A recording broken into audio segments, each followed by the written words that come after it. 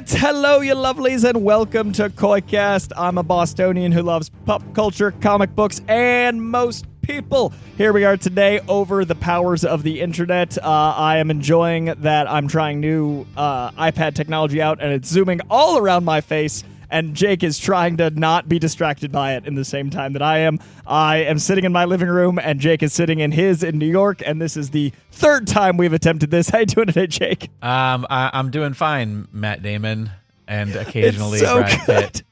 So I don't know Sometimes what, like, Saga. I don't. So it must be some sort of technology on your iPad that it for like when you moving around, it auto follows you. But what it's doing is it's just crash zooming on all of the different faces that are in Koi's room in his living space. Yeah, I don't know. It's so funny because this is the first time I've done this, and you really realize the sheer amount of faces that are in my peripheral. It's an odd one, to say the very least. It's a lot going on. How's your spooky season, man? It's as of recording, it is still about to be Halloween, but as of listening, it is just after. This is in that sweet spot. Halloween was yesterday for all of you lovelies out there listening. We hope that you got lots of candy. Yeah, it's been fine here. It's been pretty low key. I mean, like, I'm in like full-fledged autumn. Like, there's a big bright red and yellow and orange tree directly out the window here. Like, it is like bona fide white woman's Instagram on every street here. And jealousy is like, I hope you feel it through the internet. Like, I'm palpably upset. It's pretty fantastic. I will say the only downside to it is I don't trust the piles of leaves when it comes to the dogs getting in them. Yep. Because I'm like, I don't know what's in that pile of leaves, and they just want to go. As kids, we didn't know bacteria existed. No, and bugs and spiders. But yeah, it's fine. I saw that you went to a Halloween party with a non-strike approved outfit. I did. I actually almost added the text from the Variety article that said not to wear the outfit because it was literally the exact outfit I had. I almost held signs with the dialogue. That would have been good. So you could have gone as the warning for those members in SAG-AFTRA. Yeah, I thought about going. I was afraid that was the joke. Is like I wanted to go as the notification, but I was afraid it would be like I am a scab. Like it literally would be like a scab costume. I mean, so I was like, let me just not. So I went as Mattel, which is not a Struck Company's Ken doll, Western edition. Oh, those were technically Mattel outfits. They were bought weeks before that's not going to hold up in court. Weeks. They were bought weeks before that parameter was sent out, and I wasn't about to waste money. I'm not the kind to waste money. You shaved your face. How does that feel? Yeah, I feel like a child. I keep catching my own reflection, and not only is it like you don't shave often, and when you do, you know how like just physically it's weird. Oh, but yeah. I also keep getting like breezes. Yes, like it's a wind chill that I'm unprepared for. For me, it's fine. It's when the mustache gets shaved. That's like a Photoshop. Yeah, that's when it's really noticeable. And I do this a lot, which is great for an audio podcast. But I do this a lot. Oh, dude! Like where you put your bottom lip on your top lip because it feels weird to you. You're like testing it, like it might be different. It's just an odd sensation when you've had mustache for so long. But it looks like a photo to be, and obviously we're killing the audio version of this. But it looks so like Photoshop, like someone took an airbrush to where my lip was. Right? I haven't seen my lip in like 4 you look years. like Henry Cavill Superman. Yeah. It's so unnerving. So we'll make something in the thumbnail. I mean, it's been a weird. Here's the thing: I will say this: it's more in your head than I think in other people's because you're lucky enough. Maybe I don't know. Maybe you don't see this as lucky enough, but you're lucky enough to have light colored facial hair, right? And so the discrepancy is not as big. The discrepancy is significantly less because your facial hair isn't that far off from your skin color. Right. Do you know what I mean? Like, whereas when you shave, it's like, who is this baby boy? There was one day, maybe it was like spring of this past year, like April, March, something like that, where I like went to trim my mustache and it just got out of control. I remember this. Oh, okay, yeah. And and I just was like, you know what? I've ruined it. I'm just gonna clean shave, and I don't do this often, and we'll see what happens, and it'll grow back. And I remember coming out of the bathroom and Alexander just being like, "Oh no." I remember it was like 2 days later, and it was still like not quite even like It was stubble, but it wasn't enough that it was like, you know what I mean? Like, we don't grow facial hair fast enough to have that magic. I don't have that kind of follicle. It takes me like a while. I look like a teenager going through puberty for a good 2 weeks before it actually looks like I have facial hair. I get that fuzz. Here we are. It reminds me of the episode of Bob's Burgers when he shaves his mustache and Linda doesn't like it. And she goes like, try to like push it out. Close your eyes and push. I also feel like it makes my neck look like I look like John Cena. Like it makes me feel like other attributes are bigger just because of the lack of. Like I noticed like you know what other lines. Do you know what I think? You and I are the same. Where I think we look cheekier when we don't have facial hair. Oh, like our faces both look rounder without facial hair. Whereas like we look cherubic. But do you want to know why? It's because we both have like a very distinctive chin fuzz. That's like. Yeah, it helps us. It guides us. Anyways, so internet, and this is what Jake and Coy talk about on the phone. You had a if you want a sneak peek. I had a great Halloween. I also popped into SF for the first time. Well, I'd been to San Francisco, but I'd only been for a con, so I didn't get to like do the city. So my little sister really wanted to see redwoods. So last weekend we went up to the Moir Woods. Saw my first redwoods ever. Well, I'd seen like Descanso Garden, those 3, but those are like child redwoods. And like to hug a tree that was bigger than me was really special, and to see the scope, it was so dope. SF is stunning.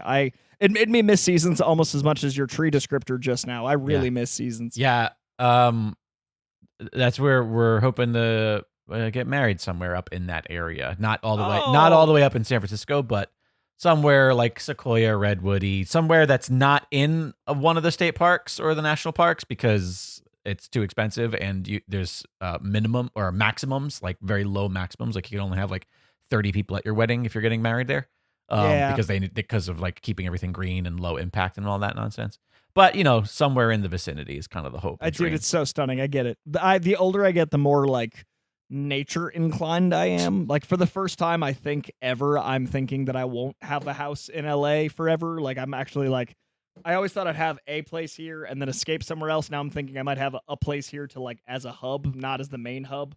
So as I age, it's less my jam. That's what Alexander and I talk about literally daily. It's like we want a place to live, and then we want the LA place is also like it's the LA is the fucking vacation place. Like that should be the destination when. Yeah. Do you know what I mean? Like it's literally one of the most biggest tourist cities in the country. And meanwhile, we're like, oh, we need a little getaway up north. No, that's where you stay the rest of the fucking time. You live there for your one half the mortgage. Yeah, exactly. That said, speaking of LA, we are recording this on Monday, the 30th, and the talks went really well this weekend. And we are hoping by the time you hear this, there will be news. If not, a vote going out. I do think it's over this week, which is the first time I've ever said that. I do think this ends. I have no faith in it. Oh, I totally do. It sounds like the exact same language the writers got right before it all went well. But that's a very big different. The ask is so different from what the writers wanted. They're so screwed. Like the studios are hemorrhaging. I know, but I don't know. I hope so. Obviously, I'd like all of our friends to get back to work, and I'd love the industry to pick up. Doesn't affect me a ton right now. But I still in my heart of hearts, I still feel like this is like a January, February thing. But I did until I realized the writers that they rushed to get back to work would be to the point of finishing the scripts they'd want them to film in January. So I think they want this ratified in time. I mean, obviously that's the ideal, right? But I do feel like there is some hope, especially with November 1st was when they're supposed to start rolling on Batman 2. They've got the Marvels coming out. Like every major studio has that one thing that I could see them being like, it's worth a little bit of an asterisk. Right. But yeah. That could be my optimism. Like it's enough a perfect storm for the studios to be losing enough money, plus these important properties, plus the Oscars, where, they don't have an Oscar season unless they fix this before December. Yeah. So I don't know. I'm just, maybe this is it's been 3 months optimism, but I'm so tired. I would like to talk about the world again. Yeah. It's so funny because the pandemic was like, we could talk about stuff, but there was nothing to talk about. Now it's like, there's nothing to talk about. And even the stuff we want to, we aren't supposed to. So it's like a double down on the like, well, things are shifting. Can't talk about them yet. Yeah. But again, you're not, you don't have any worries. I'm at more risk than you are. What do you mean?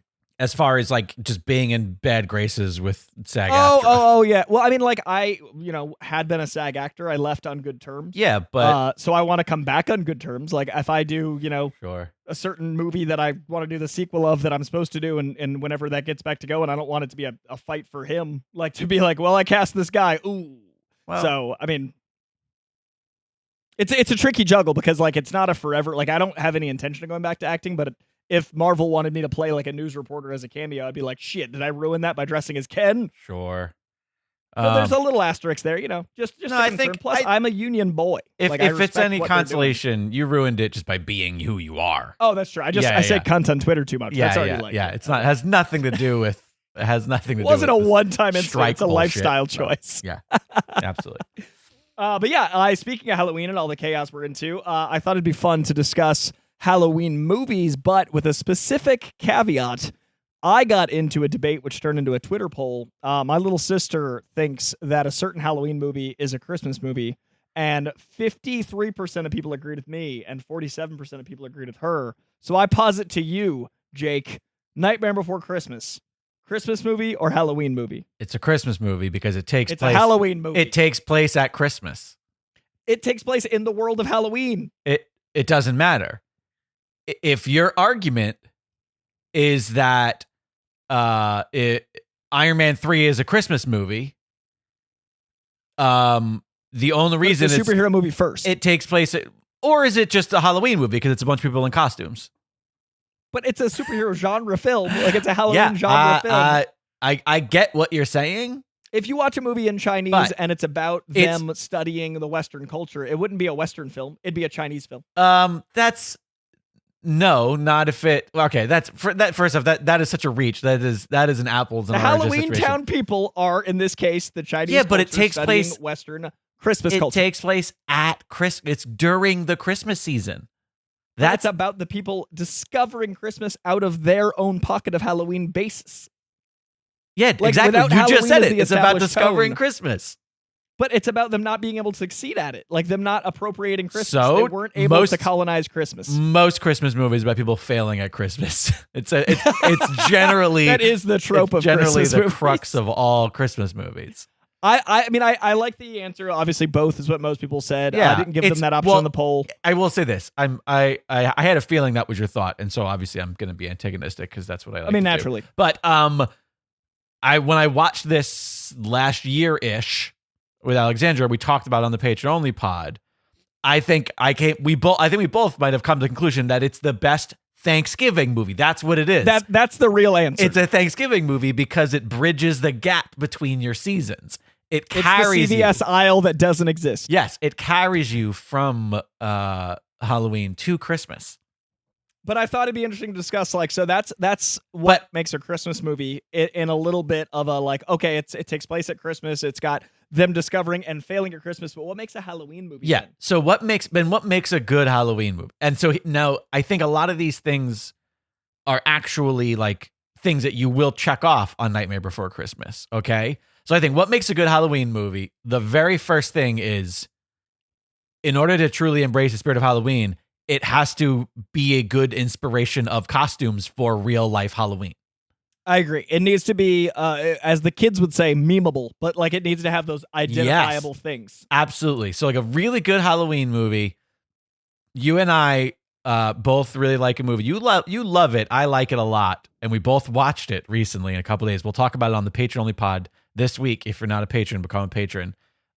Because we talked about, or because we watched Lost Boys. Big love. And a great example of a Halloween costume because it's so costumable. Every character in it is doing a shtick, with the exception of the brothers, right? The main two characters. Everybody else is a complete shtick. Every vampire looks fucking ridiculous. The Frog Brothers. The Frog Brothers, rather. Sorry, I almost called them the Coreys. The Frog Brothers are doing a shtick. Like, there's so much. Even what's his face? Richard Gilmore's giant, the dad, the shoulder giant, pads on that oversized 1980s record store or video store, rather. Like, so a movie like that. So all right, so it's got to be costumable. You have to be able to, agreed. Right?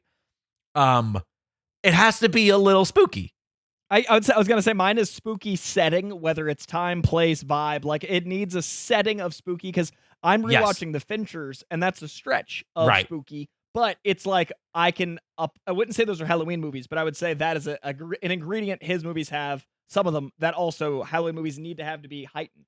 Yeah, and I think that like spooky is also obviously a very broad generalization, and that's what you mean like spooky setting, because like there's plenty of movies that are quote spooky that are not at all scary movies, but it's because they're like, yeah, it's in a spooky place. And you're like, oh, this is eerie, uncomfortable, tense, suspenseful. Or like you said, the setting is just, it's a spook. Like your mom will love this. Twilight is a perfect example. Definitely Halloween vibe. Twilight's because it's just like it's a spooky place. Are they spooky movies? Not even remotely. No, but it takes place. Skin of a killer, Bella. It takes place in a real spooky place. So yeah, so spookiness, general spookiness. Also, I feel like, and this is my horror bias, and by that I mean not generally a fan of horror. Right? Oh, you just agreed. I just spun my mic and it hit my kombucha and it caused a whole train reaction. Okay, horror bias. Did you just say a train reaction? That's not a new shirt. I might have, but it's out of exhaustion, not an expression. Okay. I was like, Jesus Christ. I was like, I thought Gift Horse was bad. Did you think it's called a train reaction? When one thing leads to another, like a train. Like you're pulling a train, or like the reaction of the coal when you load in a train, it's a reaction. It's a train reaction. And the caboose is obviously the final ramification of the train reaction. Oh my God.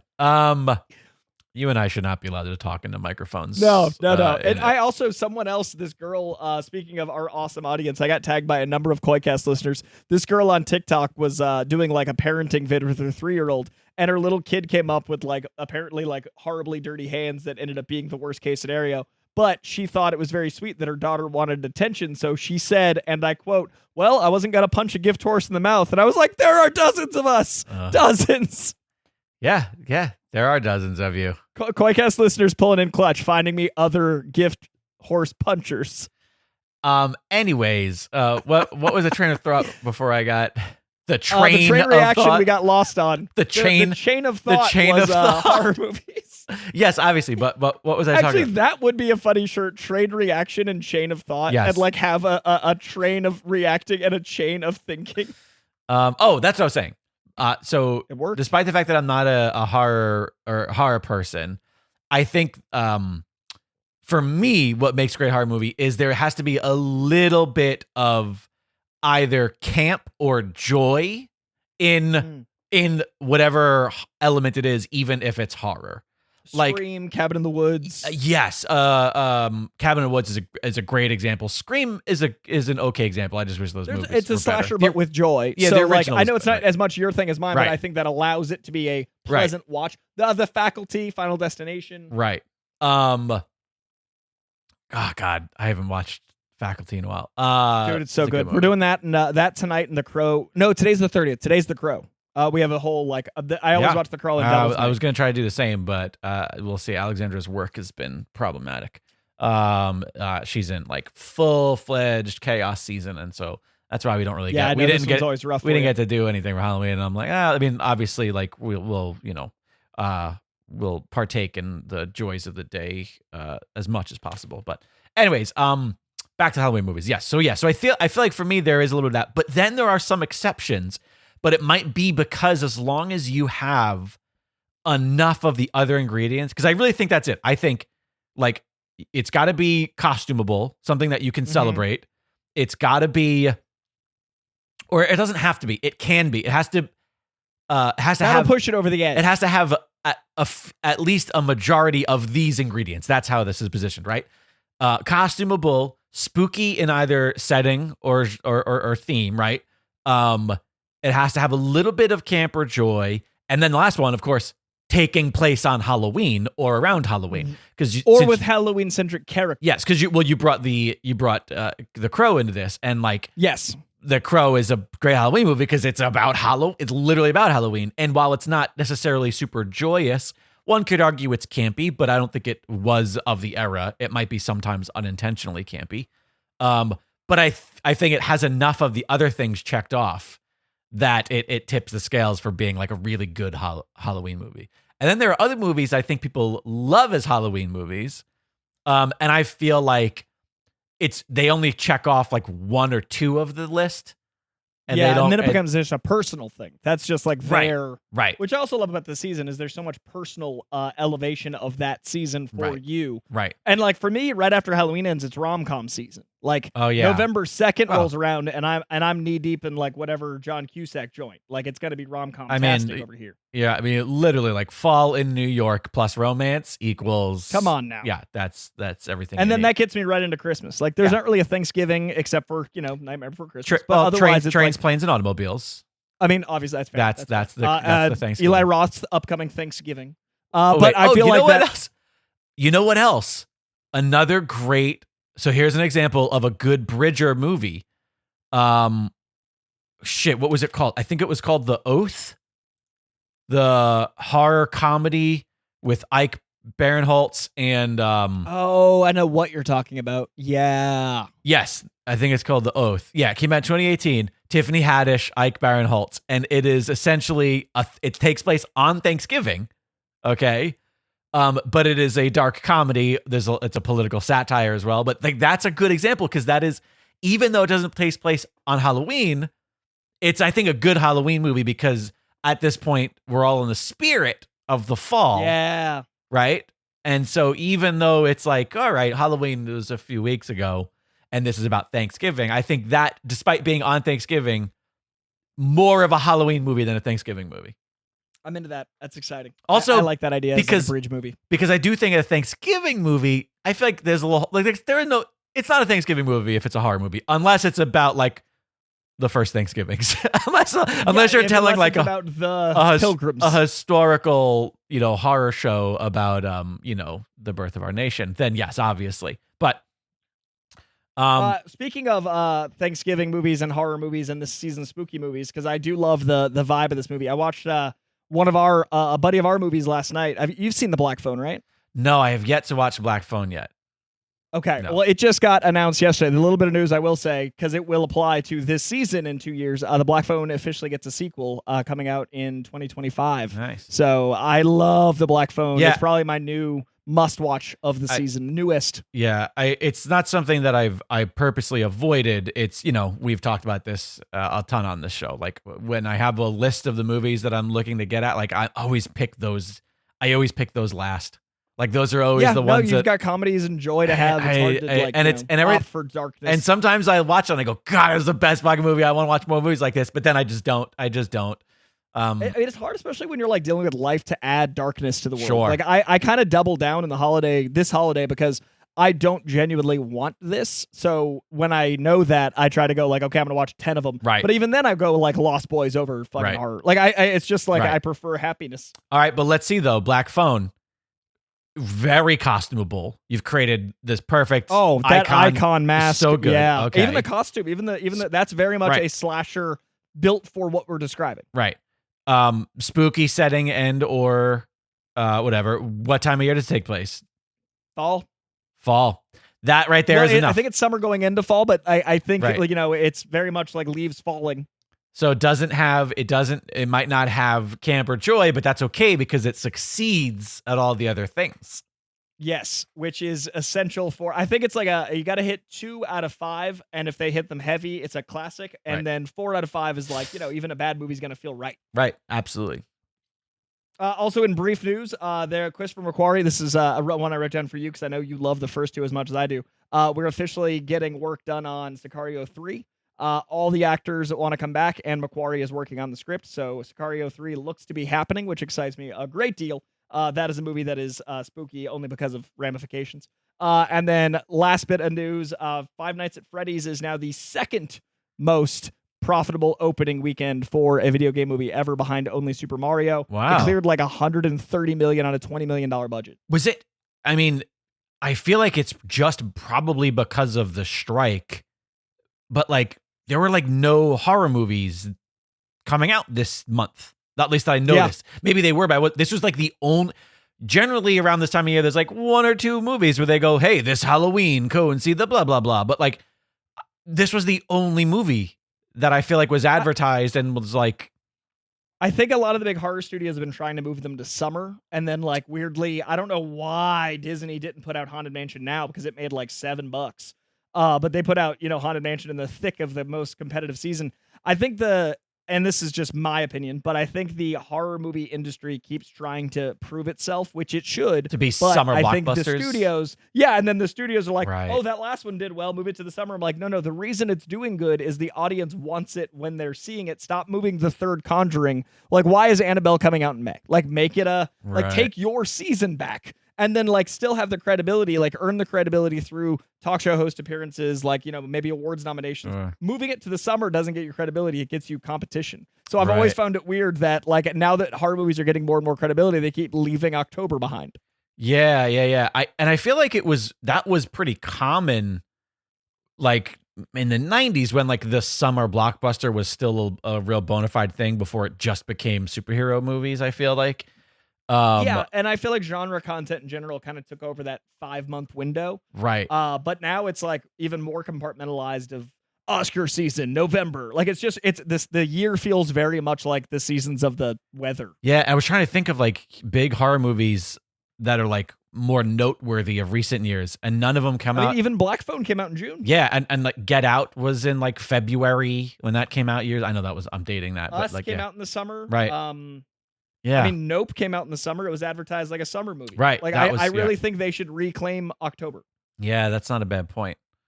Because then they can make the money, and the theater won't be dying for 2 months. I wonder. I feel like this is great for FNAF, but like, right. And I know that obviously we talk about like the money of the industry a lot on this program, maybe too much, but I wonder too if just because of back to school, if September and October are just generally bad theater seasons. But if it's PG-13, I think stuff like Five Nights at Freddy benefits, because then kids at school want to be part of the movement. They want to talk about it at school. They want to go see it Friday, Saturday, then have something. You know what I mean? So I think certain movies could benefit from the school push.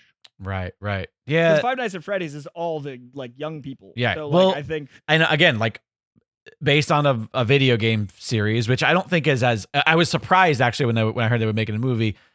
Not entirely, because great iconic imagery with the, you know what I mean? Like, so spooky setting. Spooky set, everything works there. But I didn't think it was a wildly successful video game. It's a huge cult following. But it's huge. Yeah. So yeah, it's a huge profit too, because $20 million budget, even if there was advertising, we're talking 30, 35 because of the strike. Right. And we're cleared $120. That's crazy. Right.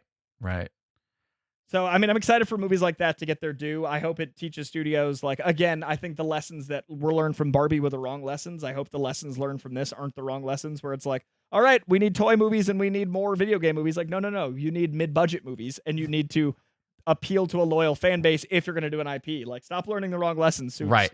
Yeah. You also want to set yourself up for success, which this seems like the industry has forgotten how to do. Yeah, 100%. Exhaustingly so. But yeah, so that's all moving. What do you think of the best Halloween movies of recent years? Definitely Black Phone. I really like the Scream franchise to this day. Like, I've really enjoyed the 5th and 6th installments. Cabin in the Woods is probably like 15 years old, but it's my favorite modern horror movie. Yeah, like not from the 80s, 90s. You know what I mean? Like that era.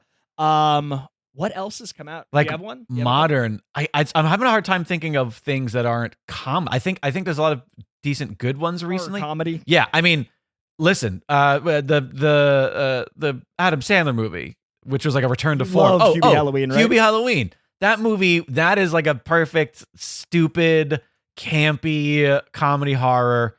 Yeah, I feel like Zombieland, maybe. Oh, I love it. I mean, that's 15 years old now. I know. God, yeah. I mean, I know you love The Witch, but a lot of people. Oh, God, boy. Yeah. But like that would be a lot of people's, like, modern horror. Again, we're talking. See, this is the problem. Is I think that they're all another perfect Halloween movie, not new, but based on all of our requirements. Shaun of the Dead. Oh, delight! Absolutely, it's got everything. 100%. It's got spooky setting, spooky content. It's comedy. It's camp, and it has a very, very, very easily costumable Halloween costumes you can get out of it.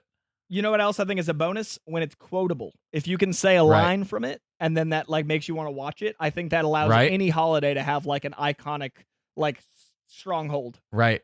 What about Shaun of the Dead, real quotable. What about the John Krasinski movie, A Quiet Place? Oh, dude, both of them. I think both are spectacular. You think that's a good Halloween? Does it fit the criteria though? Not very costumable. Not exactly joyous. You can't really. Well, again, you don't need to be joyous as long as you're committed to whatever the other spooky things. element. I'm just saying it doesn't have that big piece. Also, it's not really costumable. I feel like if you went as those people, Halloween. If you went as those people, you'd have to be explaining your costume all night. I'd love to dress as Cillian Murphy. I can't.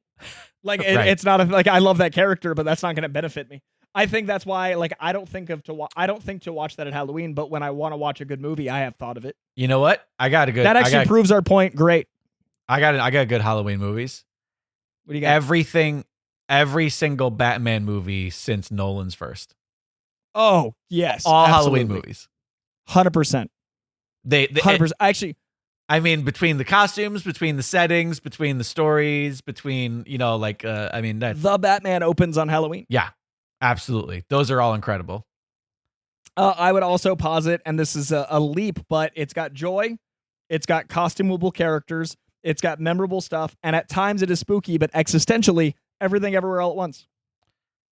See, I don't know that I consider that a Halloween movie, but I think of it with costumes. I look around, and I see a lot of people doing it. Sure. It's a stretch, but I think it's a very big stretch. I think it's the inverse of A Quiet Place. It is a where like I sure. don't watch A Quiet Place, but it is horror, and I do watch Everything Everywhere. I think of it because of the costumes. I got another fantastic pseudo recent within the past 20 years. What We Do in the Shadows, the movie, the original movie. See, all yours are comedies. Perfect. Yeah. Well, I mean, listen, I'm not a huge. That's where you lean. I brought up Quiet Place. No, but like I watch Fincher stuff because I like that around the season, and I think like uplifting comedy is the other side of that. Like really depressed noir thriller, or I need to laugh. If you had to pick one favorite Halloween movie of all time, what would it be? Man, I think I got to go Crow. I think it checks all the boxes. 100%. I think Easiest the soundtrack is like something I put on this time. Also, the most common costume for me. Of our childhood. For me, like personally, like I was the Crow like for like 6 years. I think I was him for like 3. Like I think we're both like deeply the Crow. Like I think the Crow is. I mean, Lost Boys is not a far behind second. I probably watch those two the most, but those are just joy. And then I think the other side of it, as far as Halloween movies, as far as like all time best, Hocus Pocus. Oh, a delight. Also, Chucky came back recently, but as a show, I think I want to give that some love. Yeah, I feel like a lot of big Chucky love lately. The show's doing well. Devin Sawa was on it. I don't know. I'm trying to think about the original Child's Play movies on whether or not I would consider those. I think those are more just like they get adopted by Halloween because they're horror, but they're not Halloween. If that makes sense. But people dress like Chucky. Yeah, but that's what I'm getting at. It's adopted by Halloween. It's a horror. Yeah. Whereas being like of Halloween. Right, and Nightmare Before Christmas and Friday the 13th were definitely like released in October a lot. You see, those feel like Halloween. Chucky simply adopted the Halloween. Freddy was molded by Freddy was born. He didn't see Christmas till he was a man. Born in it. Well, anyways, I did hope to watch a few more spooky stuff this season. I didn't get a chance to. I had a big giant list. I did watch quite a few of it, as those who listen to the Patreon only pod will know. But I've got a few, but not as many as I hoped. Yeah, I think I'm gonna keep the spooky season going a little longer into November, as far as just trying to watch some movies, because I just don't watch a lot of spooky movies. I'm like, well, if we could squeeze a few more in here while I'm in this, like you said, I'm in the mood. Yeah. Now's the time. I as soon as I pivot to rom-coms, I'm not coming back. I'm staying happy. You know what? You can have both. You can have a rom-com horror. Barbarian. Also, that's a good recent one, by the way. If you haven't seen Barbarian, there's some. I don't think I'll ever see. I think that's one of those I know. I just know. I'm like, I'm never gonna watch that. There's some movies, and by the way, I mean no disrespect to anybody who loves that movie or people who've worked on it. I'm sure it's incredible. I'm sure the talent is there. but it's definitely not for It's you. one of those movies I'm just like, I'm on my to-do list of shit to watch. By the time, you know what? You know how much time I would have had to have on my hands all at once in order to get to that point where I'm going to go, let's throw on Barbarian. Yeah, that was me in the pandemic where I was like, everyone's got all this time. I'm trying to rebuild a YouTube page, and I still don't have time to start a show. I'm gonna go watch Community and the stuff I missed. That was like, I didn't see The Office till lockdown. I didn't see, so I like finally got to those. What was that? 20 years ago? Like, who knows when I'll get to these modern classics? I still haven't watched Better Call Saul yet. I mean, I never finished Breaking Bad, but don't tell anybody. Whoa, don't tell intense. anybody. I don't want to lose my nerd cred. Yeah, it's not. We're not on the internet right now. That's crazy, dude. Listen, I'm sure it was great. All right.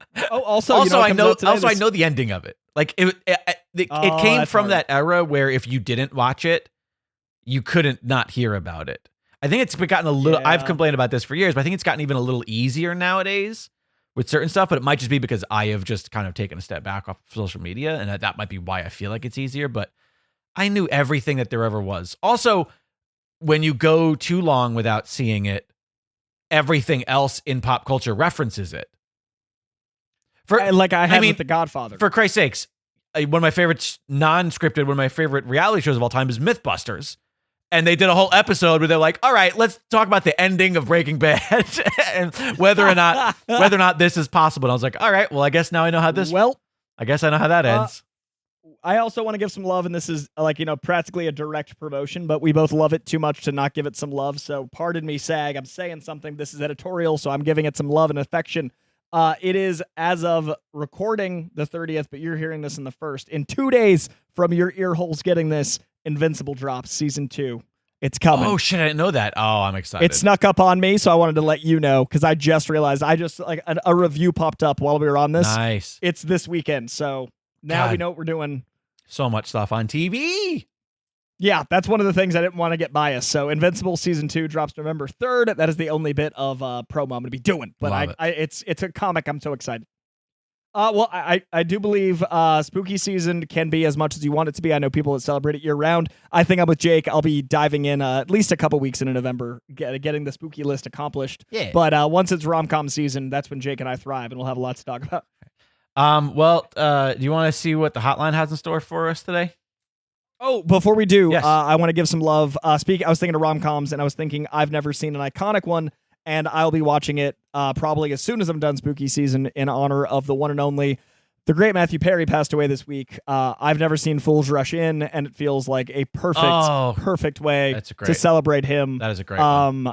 I was realizing, like, it's one of those rom-coms I'd saved. Jake and I have actually talked about this a lot, where I save some movies because I'm like, I need this thing, and I've been a huge Matthew Perry fan since '95. So I knew I'd love it, and I think now is the perfect time to watch that bit of cinema because we lost Matthew Perry this week.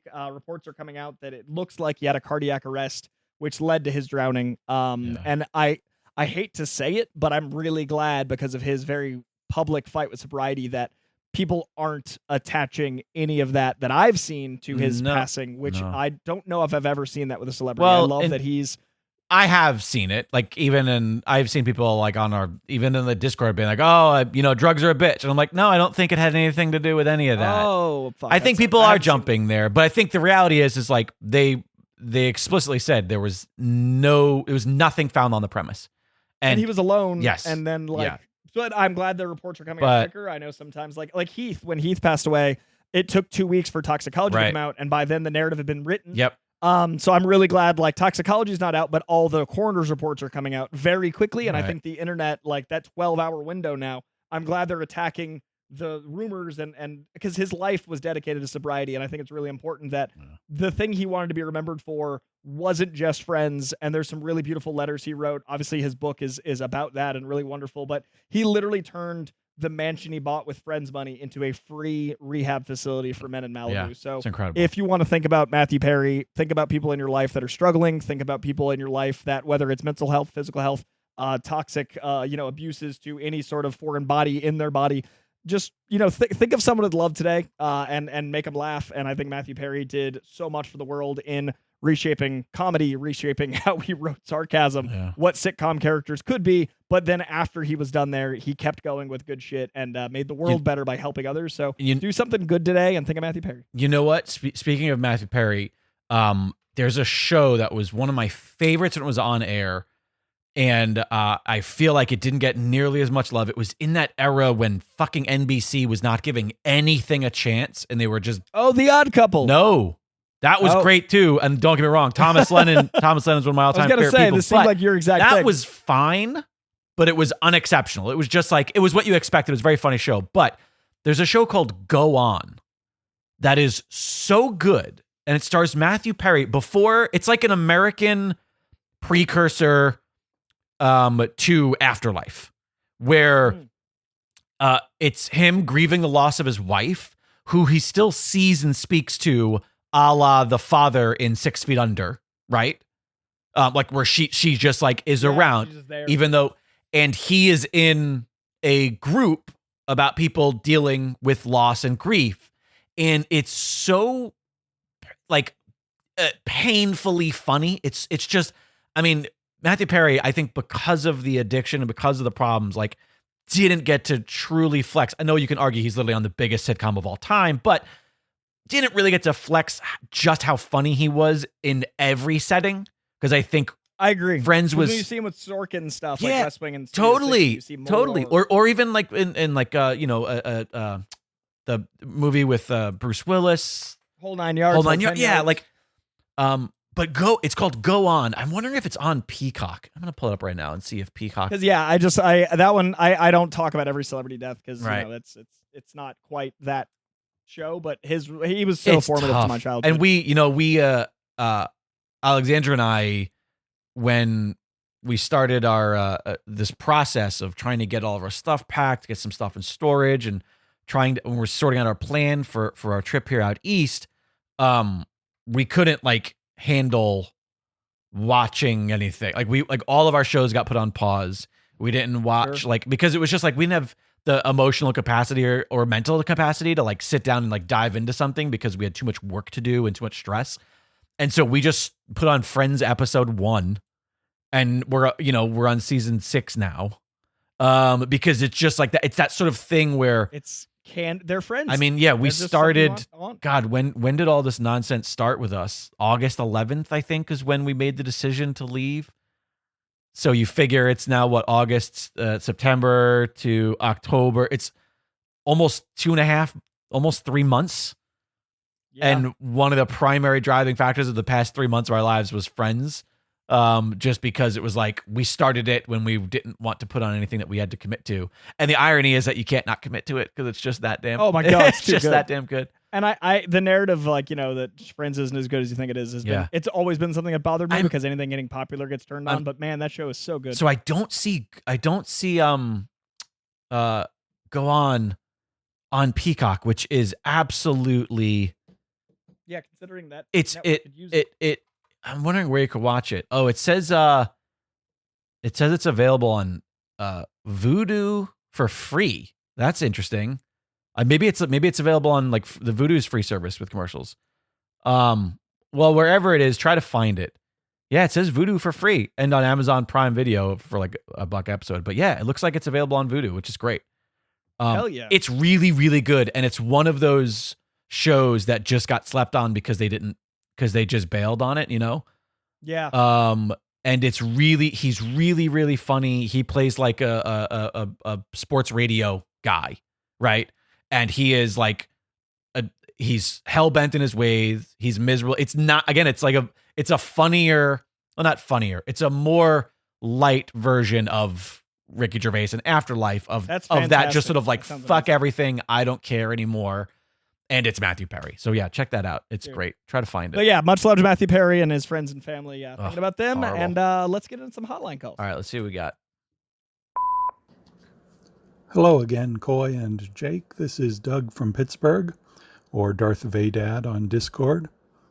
The day I'm recording this is 2 weeks out from my first surgery to implant a deep brain stimulation device that will hopefully relieve the worst of my Parkinson's tremors. A year ago, when I was expecting to have the surgery at the beginning of this year, I could still mostly type with two hands and use my computer mouse with my right hand, among other things. Since then, the tremors have gotten worse. Now I spend most of my day sitting on my right hand while I play time-wasting games on my phone or tablet left-handed, or watch TV or movies while using my headphone cord like a fidget toy. I drive only short distances locally, again mostly sitting on my hand. My right foot now shakes at times too, or my toes curl. I can't even read in bed at night anymore because it's too uncomfortable. I find it hard to even sleep unless I'm exhausted, but at least the tremors stop when I'm asleep. I'm in almost constant discomfort from the shaking, stiffness, and pain, and medication seems to do nothing for the tremors. That's why I'm getting doctors to put wires in my brain on November 9th. Then they'll put the rechargeable power supply in the right side of my chest on the 28th. They say some patients experience some temporary improvement once the wires are in place, but they won't do final calibration and activation until December 12th, after I've recovered from the tooth surgeries. In the meantime, I'm enjoying Season 2 of Loki, and I'm caught up on Gen V and the final season of Doom Patrol, featuring fellow Parkinson's sufferer Robot Man, aka Brendan Fraser. My nightly go-to when I need to kill time is rewatching MASH on Hulu. It remains one of the best shows ever made. In music news, I found out that the final new Beatles song will come out on November 2nd, thanks in large part to the technology created by Peter Jackson's company, allowing them to use John Lennon's vocals for the song Now and Then. If something goes catastrophically wrong with my surgery, at least I'll have a new Beatles tune to play me out. Take care, and thanks for putting in the work to keep KoiCast going. I need it like I need a couple extra holes in my head, which in my case is actually a lot. I'll check in on Discord to let folks know how my cyborgification is going.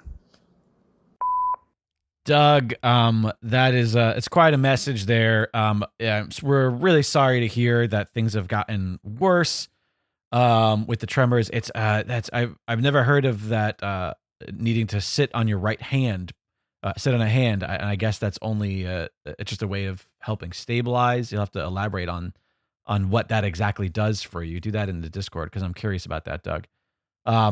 But yeah, it's a bummer that I'm so sorry to hear that you can't really type anymore and that you can't really do much. I know for a while you were toying with playing with gaming with Parkinson's and how that kind of experience was, but it's scary. The surgery seems really scary, but also it seems to me that the sort of thing that they only do because they know it works, right?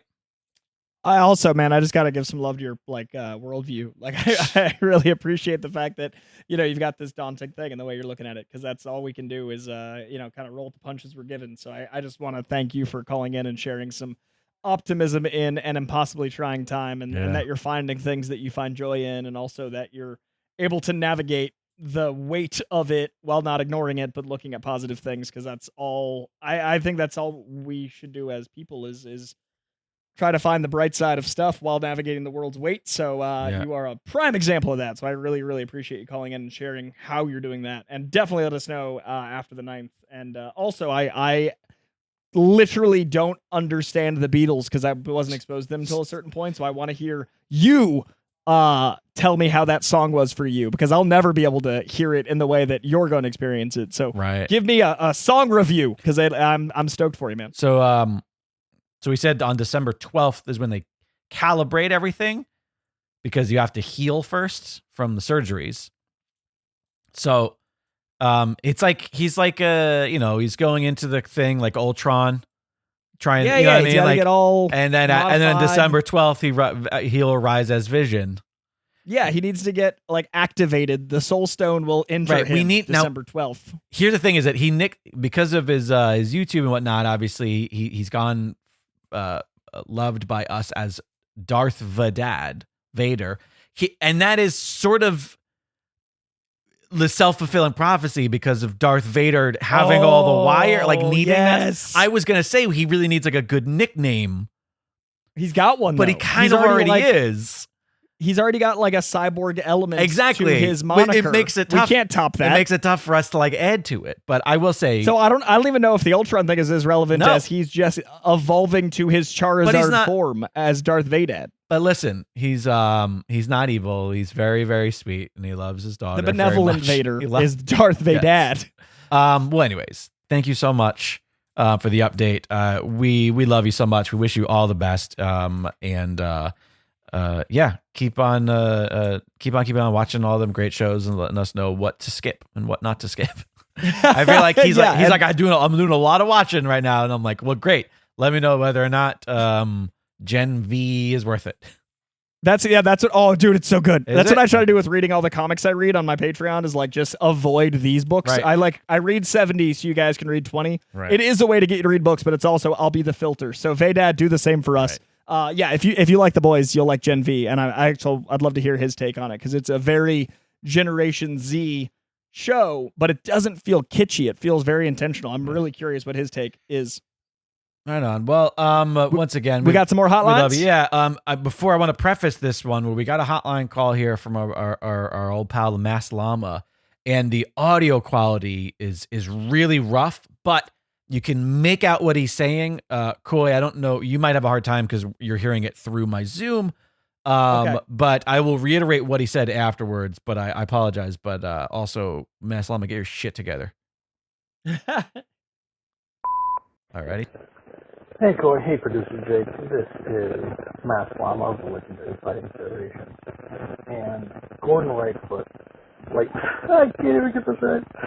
Gordon Lightfoot once saying, "You won't read that book again because the ending is just too hard to take." And I was wondering what book or movie that was for you. You read it and you're like, "Yep, that was amazing. I never touch it that again." For me, it'd probably be parts of Saga or parts of Walking Dead. There were some rough moments in those. Powerful, but never want to relive those. Here's some thoughts. Take care, y'all. Bye. All right, so Mass Llama. So this is what he said in case you couldn't make it out. He quoted Gordon Lightfoot. He said, Gordon Lightfoot once said, and you won't read that book again because the ending's just too hard to take. From If You Could Read My Mind. So he says, what book or movie is like that for you? It's funny. I just watched, we talked about it earlier. This isn't one, but it is for my girlfriend. She loved The Black Phone and was like, nope. Like that was a good one-time watch. Yep. Glad to, like, that was the first thing she said after she watched it, was like, glad to have seen it. That's a oneer.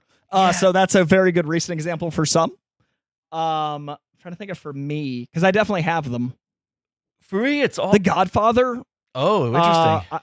Like The Godfather is very good, but it's also like such a traumatic experience of how power corrupts, and it's like hard to watch. Right. I think Goodfellas I could watch every like 5 or 10 years because it's got a joy in the beginning, but it's also very painful. Whereas Godfather doesn't really even like delve into the joy as much, and it's got a more of an ominous tone, and its length makes it like heavy. So I think The Godfather might be a wonder, and I know that might be sacrilegious, but it's a big hitter. I mean, for me, it is. For me, it's stuff that's kind of just a hard pill to swallow. It's really the worst thing that comes. Well, fuck that one. The whole movie's hard. Like, is too hard to take. Not even the fucking ending. In fact, I think the ending was the only part that I went like. Well, that's right. That was less. Ridley's got a good namesake for your dogs. It was actually unique. It was interesting at the end because it was like, oh, by the way, spoilers for the witch. I was like, oh, okay, cool. There's like a person and the goat is the devil, and then there's like fun witches, and it was a cool visual. But then the rest of the movie, I was like, fuck, this is hard, it's awful, I hate it. Anyways, I digress.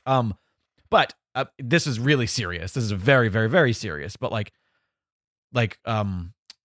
Boys Don't Cry, movies like that. Those are the sorts of movies that I watch and I go, I'm okay that I watched this. Like, I learned something. It was an exploration of a horror that humans are forced to live. Don't need it again. Like, I think it's movies like that. For me, at first, Sleepers. For me. Similar reason. Yeah. But Sleepers is like the cast are some of my favorite actors, like Jason Patrick from Lost Boys, Jonathan Tucker, as you guys know, is one of my, I think everyone should know him as a household name, but that's something I don't think I could ever watch again. It if I didn't love the filmmaking, if my obsession of the filmmaking didn't overshadow the story, and by the way, it's still an incredible story, I could see myself having a hard time watching The Mist again. Oh, I love that movie though. But It's one of my favorite movies. Rough. It's one of my favorite movies because I'm obsessed with the filmmaking of it. Yeah. But that, man, that to me is one of the hardest things I've ever seen in a theater. I saw that in a theater, and when that movie ended, I stood up and I just I was like, by the way, it was nobody in the theater. It was me and my ex by ourselves. We did a double header. We went and we saw they both came out at the same time, Cloverfield. And then we went right from Cloverfield into The Mist because we did like let's do like Two great different. Yeah, but I was like, fuck, I wish we would have done this the other direction. Because there was nobody in the theater. I just stood up and I just went like, what the fuck? I was so upset. And it is still hard. I've got 3 really hard to watchers, but I love them. I'm in a similar boat as what you're describing. Yeah. I've got 3 that are all like, I would get someone saying this, but I personally like the journey enough. Requiem for a Dream, I could easily see someone only watching once because the ending. I just don't remember. Train Spotting for a similar reason. Okay. Train Spotting's hard, especially certain elements near the end. Right. And then I definitely think that a lot of people struggle with 7. But like that's one that I love enough, but I could see those 3 applying to this. American History X 2, actually, another of my favorite movies. American History X, I think, is really hard to get to the ending. The original Old Boy. Oh, I've only seen that once. Yep, and that's all I need. I've never seen to see that again. Yeah, so there's that. There's some of those movies where I'm just like, I'm good. Now, alternatively, this can be interpreted as well as the ending is hard to take because it was just so bad that it ruins the movie. Enemy. Wait, is that a movie? Jake Gyllenhaal and Denis Villeneuve's Enemy. Really? It is literally 2 of my favorite creators. I think Denis has a perfect filmography save for this film, and I think Jake is like 80%. And this movie is this incredible mystery detective, like you're trying to piece together the like, what does it mean? And the ending is just like, spoilers, figure it out. Oh god, credits. Yeah, yep, okay. Oh, I wouldn't do that, but it does it in a way that feels like when you're at an art museum and you don't understand the art, and the curator's just like, like it's pretentious. Why is the curator there? What art museum is he going to? The curators walk around and they go, "Yes, I selected this one." At me, and I selected this one. And if you don't understand my selections, you are a peasant. That's how much I was insulted. I invented a narrative about my feelings. Yeah, no, this movie like hurt me. But yeah, that's one. Also, one that I love, but I've only seen once that I think I want to watch again, but I can't yet. Is Manchester by the Sea. That movie is pain. That the you ever seen it, Casey Affleck? The other Affleck? Yeah, I don't know. That came out when like Affleck had a lot of his stuff was coming out. I'm just like, I don't need to watch this right now.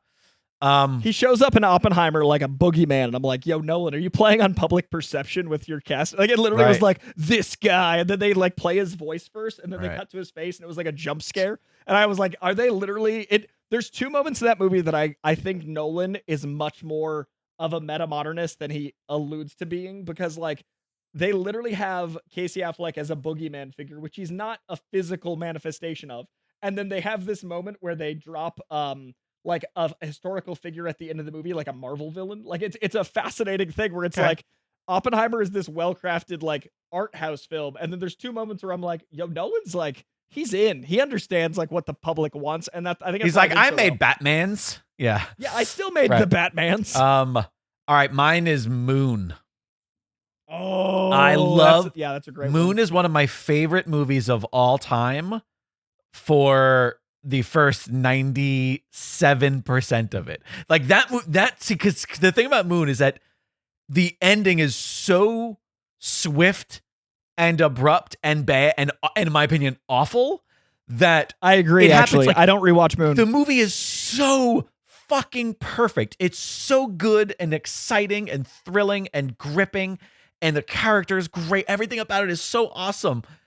And by the way, and spoilers for fucking Moon, if you're a budding filmmaker out there, I don't care how fucking art house bullshit you think you are. If you put a fucking countdown clock in your movie, when that hits fucking 0, some shit better happen. Okay?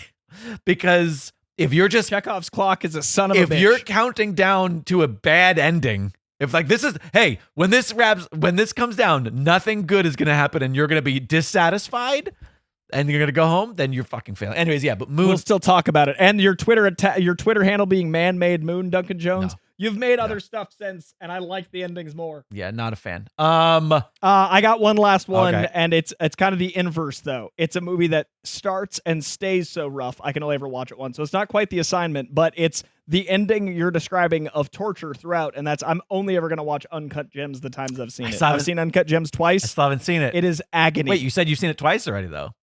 Because I wanted to disprove that. Like I thought it was exceptional, and I was like, man, I'm just not able to hang. And so like I saw it in theaters. 2 years later, friends wanted to watch it at home, and I had like anxiety, not in the fun like the bear way, and like I'm gonna have a panic attack way. That movie is so well made to be hated for me. Right. Uncut Gems is not coming back. Well, there you have it. 2 hotline calls. One, we talk about the Beatles. The other one, we talk about Gordon Lightfoot. Don't tell me this ain't for your boomer parents. All right. Yeah. All those people that are like, they only like basic bitch stuff on Letterboxd. Call in now. We're talking art. Speaking of boomers, it is the first episode of November, Koijandro.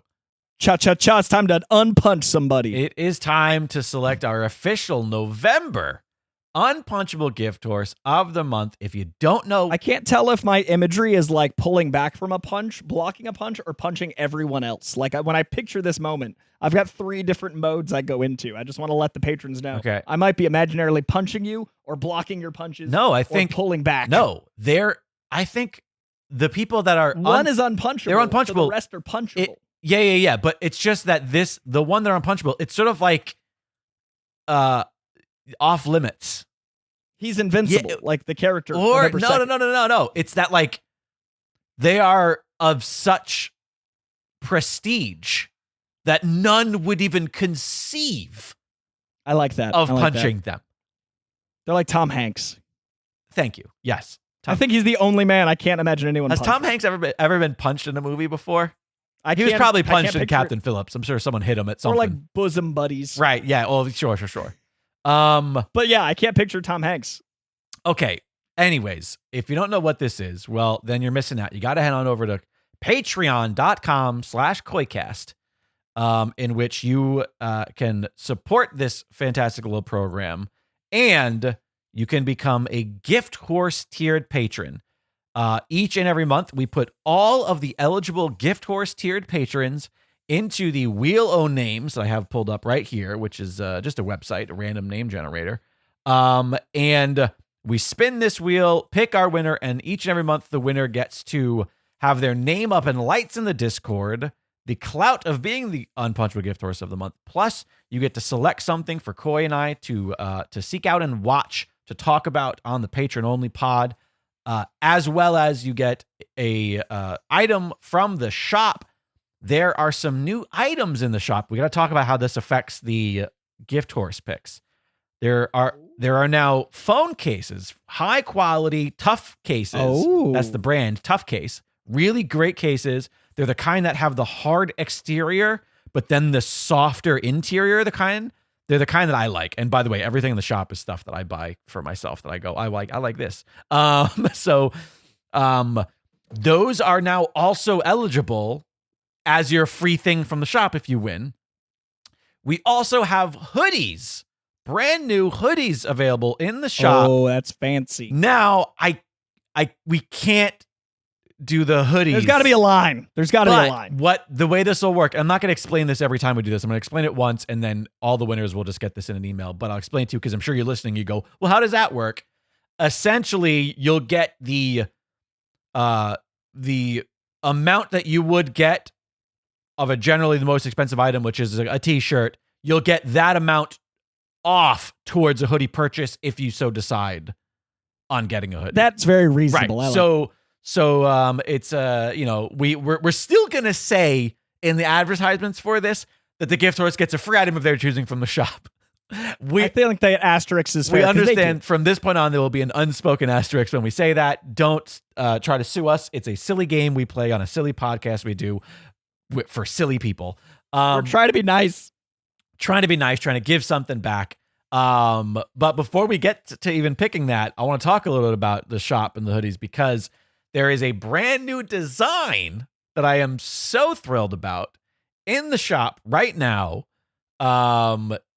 Inspired by Coy Jandro's mispronunciation of maestro as maestro, and my general uncertainty that the character's name was supposed to be Dark Side and not Dark Seed. So Dark Seed / Dark Side and Maestro / Maestro have joined forces. It is the world's most powerful galactic dominance fist bump. And it reads, galactic domination, gamma radiation, mispronunciation. I love it so much. That design you can check out now at the shop. You can find that at koicast.com and the link to the shop there. By the way, koicast.com, you can also find the Patreon link there as well. Check that out. There's hoodies available with the mispronunciation design, which is what I've named it. Also, my favorite design in the shop next to the gift horse. So my favorite design in the last 2 years is the one that you guys helped make. It's fun. Which is the new headless one, the new pop heads. Oh yes, I want to give some love to pop heads. Yes, unrelated. You did some work there. Unrelated, yeah. We've got new podcast art just for the actual podcast. I thought that I do want to still give credit to Katie Johnson, who was the artist for the original Koi, what I call the Spidey suit art. Fantastic, but it's been 3 years. Been 3 years now. We thought we need a little update. And so we now have brand new pod art. If you're listening to this in your podcast player, you've probably already seen it, in which Koi and I's head just explode with things that we love. And by the way, if you look at that and you thought, oh, that's really fun, that's a really cool idea, well, stay tuned, because in 2 weeks from now, I'm going to tell you how you can get your own pop heads design. Ooh. Maybe for yourself or for a loved one for the holidays. Alexandra has convinced me to maybe offer this design to listeners who might want to purchase some designs for either themselves for social media or just for printing out for your home, or maybe a great gift for a loved one. So I'm going to be making some custom pop heads in the weeks to come leading up to the holidays. So stay tuned. Next week, I'll explain to you how we'll sort that out. Anyways, yes, lots of really great new stuff in the shop, and there's some more stuff coming, by the way.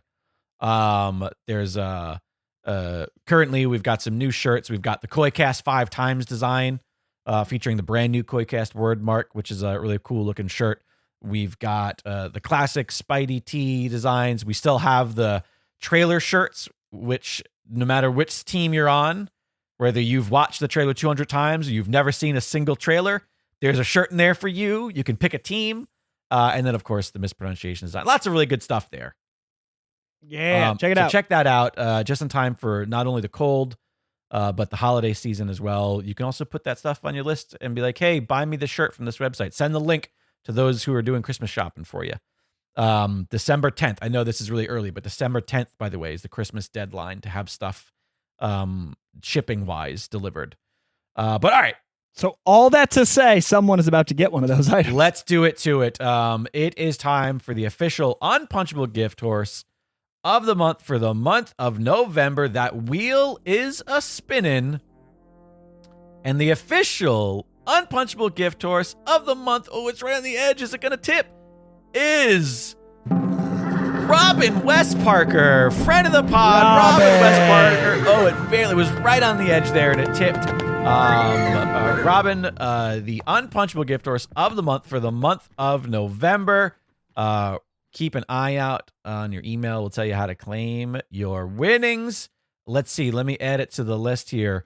The last time Robin West Parker, it hasn't been since January of 23. I was going to say, it's been a while. Robin West Parker, Unpunchable Gift Horse of the month for the month of November. Congrats, Robin. And thanks to each and every one of you who continued to support the program. As you could see, if you're listening to this, there's no limit to the amount of times that you can win this. It's a completely randomized thing. Every single person who's eligible, their name goes into it. So you can win it. Edward Collins won it in April and May back to back. It's not impossible to win this multiple times. If you think about how much your gift horse tier patronage is, your odds of getting goods back for it on top of your support of the program is pretty great. And you get all of the hundreds of episodes of the Patron Pod, which we're about to dive into in real time for us, but it's a lot of stuff. 163 as of today's release date. There are 464 patron-only pods that have come out. So yeah, please check out the Patreon, patreon.com/Koicast, or just find the link there on koicast.com. And it's, well, that is going to do it for this week, you lovelies. Thank you so much for being here. Gonna sneeze into the mic. Bless you. There it is. That was for you. Now it's fall, you guys. Seasons are changing. By the way, he did not cover his face. And I know that he's in his own home. Yeah. But also had time because I said I gave the narration. Yeah, and he didn't even do. Hey, listen, I'm on a podcast. Day after Halloween, he didn't even do the vampire thing. Didn't even. Cloak. Coulda. Also, I'm wearing a black hoodie. Woulda looked. Anyway, I gave you guys the audio playback because I know I'm on a podcast and I don't do the YouTubes as much now. So here we are. Well, I am going to wrap this up with some once again love to the great Matthew Perry. Some love going out to the one and only Darth Vadad, and best of luck to him because we'll be coming right back with another episode of Koicast right around the time of his surgery. And for everyone else, hope your Halloween was absolutely incredible. Hope your current rom-com season is full of romance, comedy, or just generally just warm, fuzzy feelings. You don't have to be in a romantic relationship or in a comedic relationship with yourself to feel the warm and fuzzies, but feel those warm and fuzzies as we get towards the holidays. And I want to thank you for being here. I want to thank you for listening. I want you to call 818-794-0722 if you want to leave a call yourself. You can also email us at contact@koicast.com if you want to send like a voice memo. But you guys are the reason the show happens, and you're the reason we did that big revamp of all the new stuff in the store because we had to get going with this cross-country thing, and this feels like the next phase of Koicast. There's a lot of new stuff to represent that, and it's all possible because of you. So thank you for being here. Me, right? Thank you for listening. I do. I said you, and I nodded. Not the listener. It was just Jake. But thank you all, audience, for being here. Thank you for listening, and thank you, as always, to Comic Books for existing. We'll see you soon. Hey everyone, Jake Lloyd Bacon here, along with Paul Bianchi and Alexandra Hoy. Hey, we all host different shows on Dragon Wagon Radio. We do, but that's not what we're here to talk about. Not at all. We are here to talk about Dungeons and Dragon Wagon, a narrative podcast series in which we venture into a mythical land for a D&D inspired role-playing game.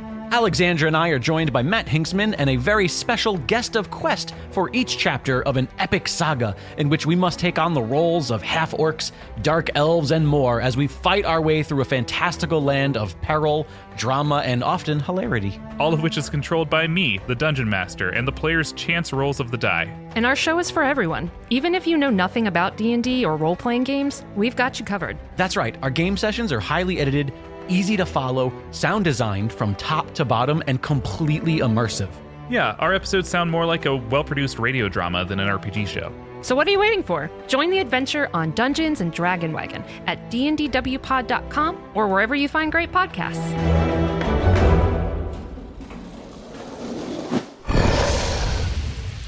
It's Dragon Wagon.